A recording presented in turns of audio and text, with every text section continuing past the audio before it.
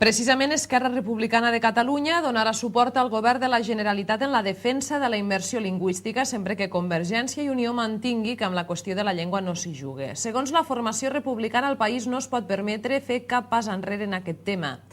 En aquest sentit, els republicans creuen que la Diada serà un termòmetre per mesurar el sentiment ciutadà envers la polèmica sobre la immersió lingüística.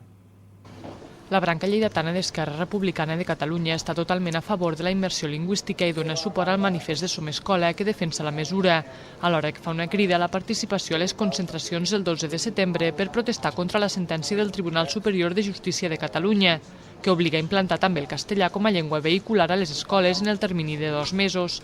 Segons els republicans, això suposa crear un conflicte allà on no n'hi ha i ho consideren una forma de trencar el país i afeblir la cohesió social a Catalunya. Donaran suport als docents que es declarin insubmisos si finalment s'ha d'acatar la normativa i al govern de la Generalitat sempre i quan es mantingui ferm en la defensa de la llengua catalana.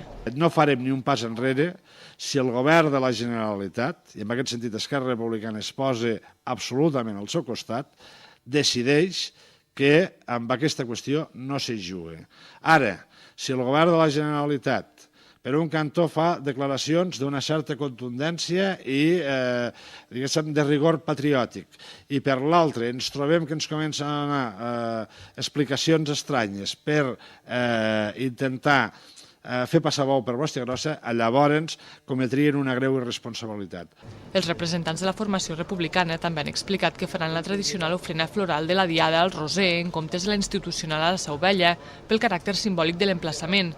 Serà un acte conjunt amb Solidaritat Catalana per la Independència i Reagrupament i començarà a les 11 davant la Paeria.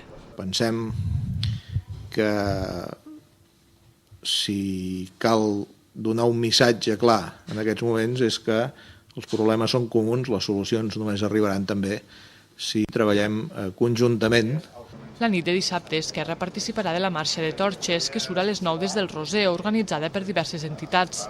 A més, diumenge 11 de setembre penjaran estelades dels ajuntaments d'Agramunt i Artesa de Segre i en desplegaran una gegant al Guaire, on faran un esmorzar popular.